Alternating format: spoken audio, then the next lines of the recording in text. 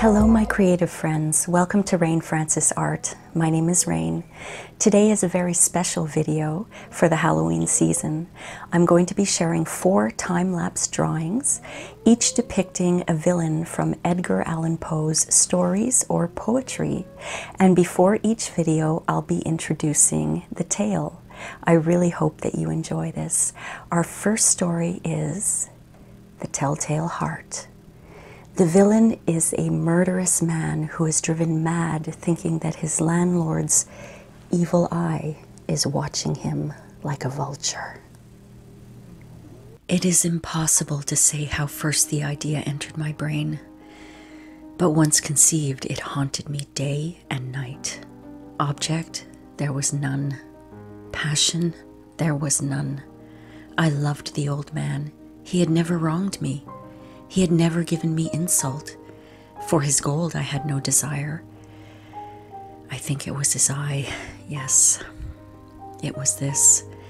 He had the eye of a vulture, a pale blue eye with a film over it. Whenever it fell upon me, my blood ran cold. And so by degrees, very gradually, I made up my mind to take the life of the old man, and thus rid myself of the eye forever. Now, this is the point. You fancy me mad. Madmen know nothing, but you should have seen me. You should have seen how wisely I proceeded, with what caution, with what foresight, with what dissimulation I went to work.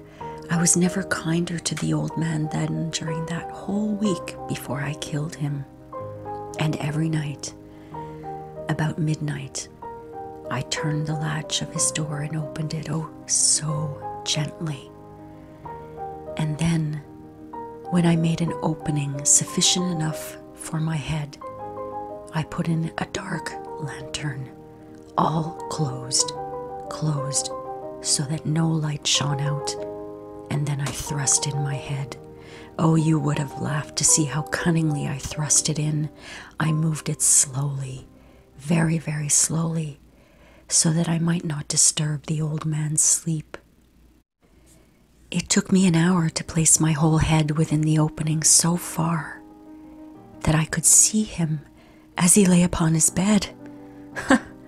Would a madman have been so wise as this? And then, when my head was well in the room, I undid the lantern cautiously, oh, so cautiously, for the hinges creaked. I undid it just so much that a single thin ray fell upon the vulture eye. And this I did for 7 long nights, every night just at midnight. But I found the eye was always closed, and so it was impossible to do the work, for it was not the old man who vexed me, but his evil eye. And every morning, when the day broke, I went boldly into the chamber and spoke courageously to him, calling him by name in a hearty tone, and inquiring how he had passed the night. So, you see, he would have been a very profound old man indeed to suspect that every night, just at 12, I looked upon him while he slept. Upon the 8th night, I was more than usually cautious in opening the door. A watch's minute hand moves more quickly than did mine. Never before that night had I felt the extent of my own powers, of my sagacity. I could scarcely contain my feelings of triumph to think that there I was, opening the door, little by little, and he, not even to dream of my secret deeds or thoughts. I fairly chuckled at the idea, and perhaps he heard me, for he moved on the bed suddenly as if startled. Now you may think that I drew back, but no. His room was as pitch black, with the thick darkness, and so I knew that he could not see the opening of the door, and I kept pushing it on, steadily.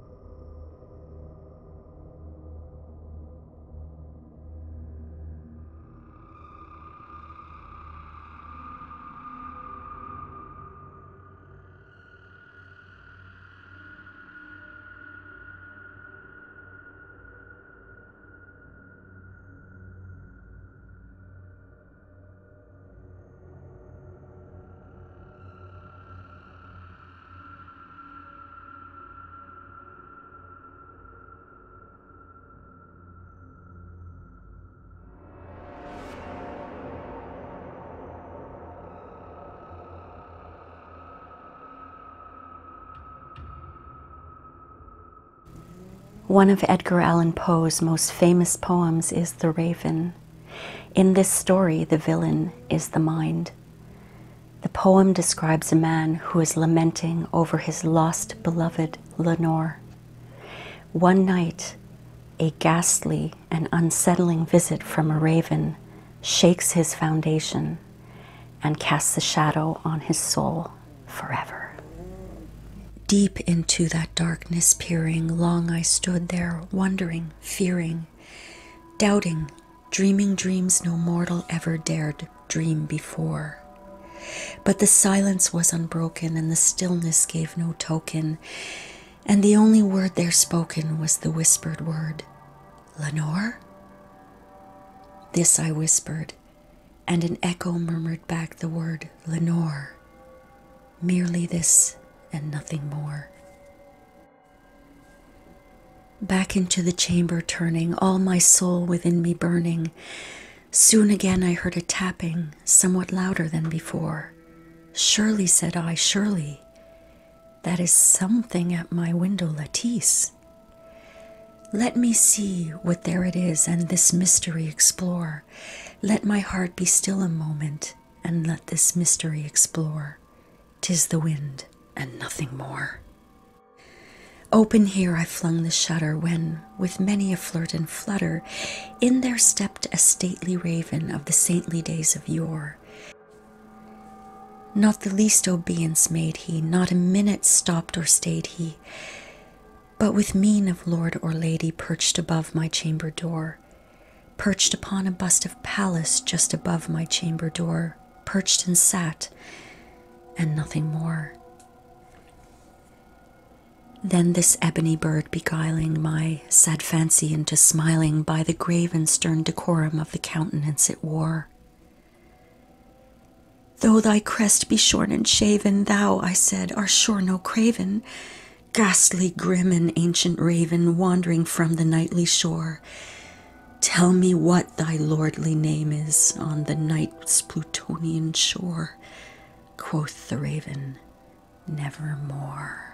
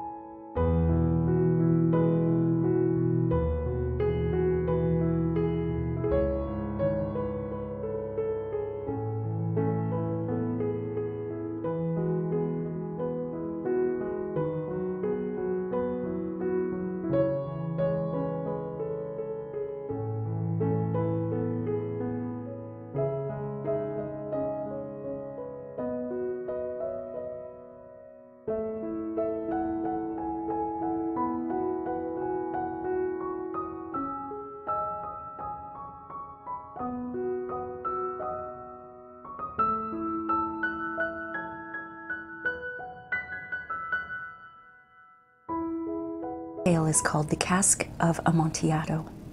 The villain in this story is Montresor, who vows revenge against Fortunato, a man he claims wronged him. Montresor lures Fortunato down to his wine cellar to taste a lovely new sherry, an Amontillado. Fortunato becomes intoxicated, and Montresor ties him up in chains against a wall and begins to entomb him in the catacombs of the wine cellar in a vile act of revenge. I had scarcely laid the first tier of the masonry when I discovered that the intoxication of Fortunato had in a great measure worn off. The earliest indication I had of this was a low moaning cry from the depth of the recess. It was not the cry of a drunken man. There was then a long and obstinate silence. I laid the second tier, and the third, and the fourth, and then I heard the furious vibrations of the chain. The noise lasted for several minutes, during which, that I might hearken to it with the more satisfaction, I ceased my labors and sat upon the bones. When at last the clanking subsided, I resumed the trowel and finished without interruption the fifth, the sixth, and the seventh tier. The wall was nearly upon a level with my bosom. I again paused, and holding the flambeau over the mason work, threw a few feeble rays upon the figure within. A succession of loud and shrill screams, bursting suddenly from the throat of the chained form, seemed to thrust me violently back. For a brief moment I hesitated. I trembled. Unsheathing my rapier, I began to grope with it about the recess, but the thought of an instant reassured me. I placed my hand upon the solid fabric of the catacombs and felt satisfied. I reapproached the wall. I replied to the yells of him who clamored. I re-echoed. I aided. I surpassed them in volume and strength. I did this, and the clamorer grew still. It was now midnight, and my task was drawing to a close. I had completed the 8th, the 9th, and the 10th tier. I had finished a portion of the last and the 11th. There remained but one single stone to be fitted and plastered in. "For the love of God, Montresor!" cried Fortunato. "Yes," I said, "for the love of God." My heart grew sick.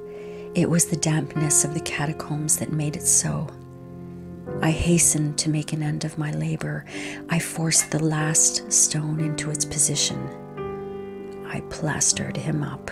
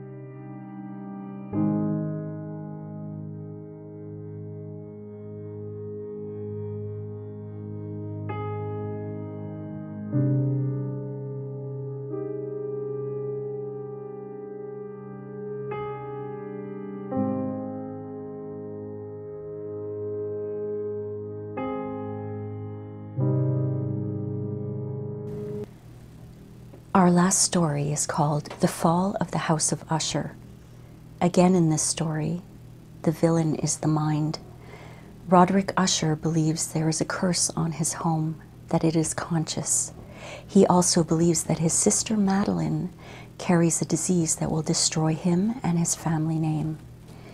He buries her alive in the catacombs of his home, expecting her to die. But as his guilt turns to madness, he imagines hearing her moaning and scratching for hours and days and nights.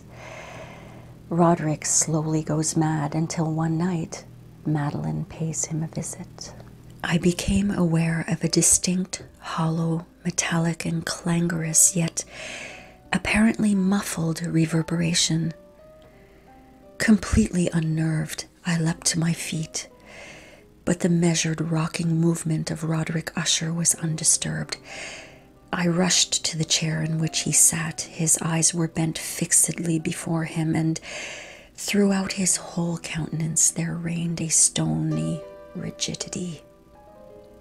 But as I placed my hand upon his shoulder, there came a strong shudder over his whole person.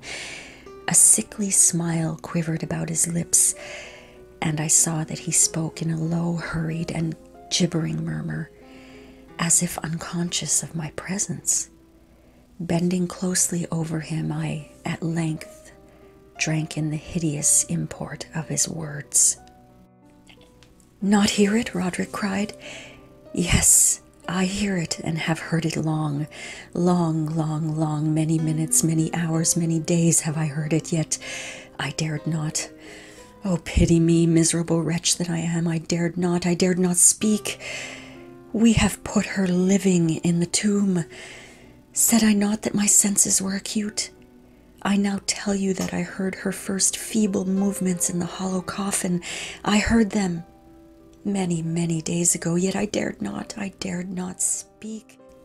And now tonight, the breaking of the hermit's door, and the death cry of the dragon, and the clangor of the shield, say, rather, the rending of her coffin, and the grating of the iron hinges of her prison, and her struggles within the coppered archway of the vault.